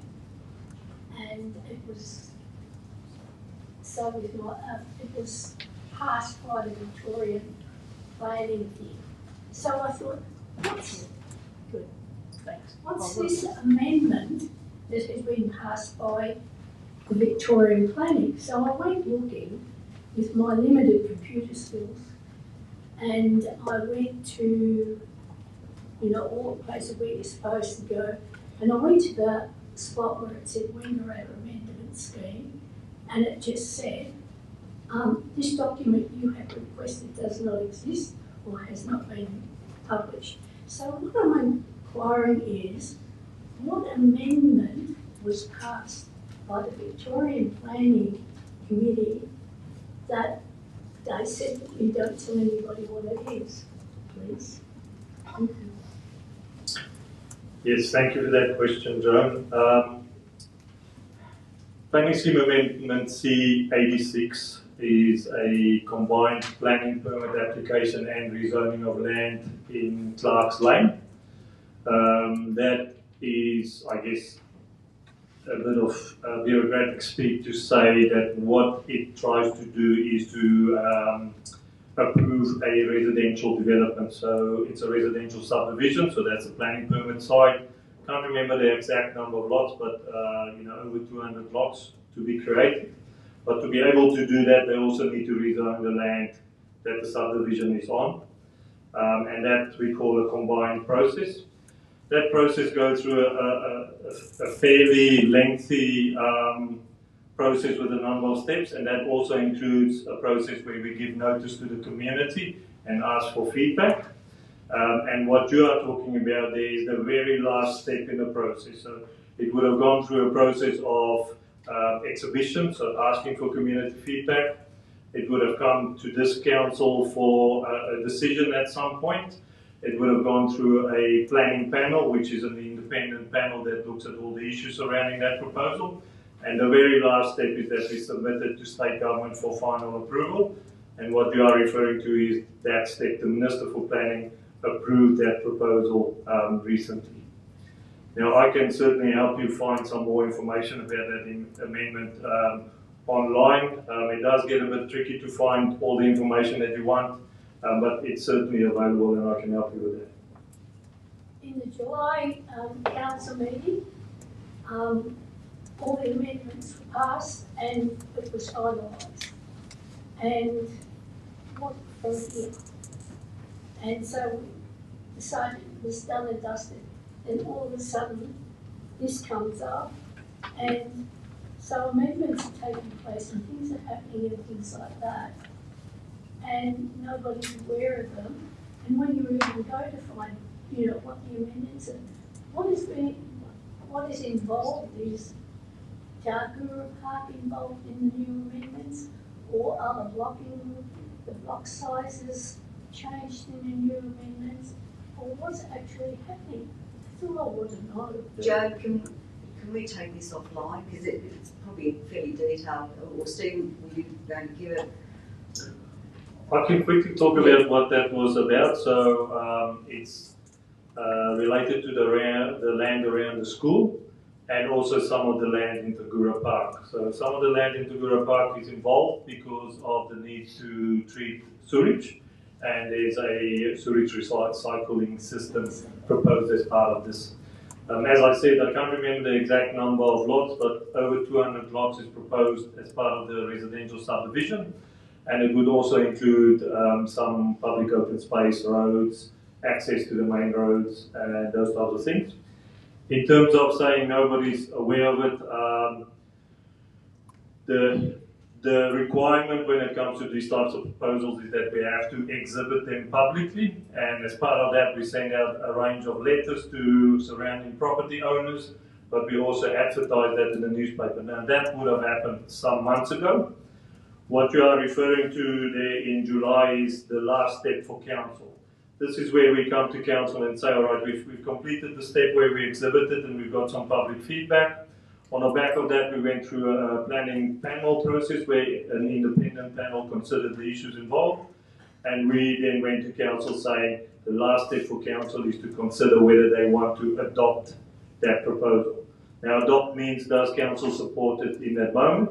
They did support it at that time, and then the last step is to submit it up to the Minister for Planning for approval. Now, if you are interested in more details about the proposal and looking at plans and so forth, I can certainly help you with that. Yeah. Thank you. Thanks, Joan. Thanks for your question. I hope you can give me an answer. If you can. I had hoped that I have given you an answer already, but I'm happy to talk through the detail with you. Okay. Thanks, Joan. Thank you. Thank you. Any other questions? Anne?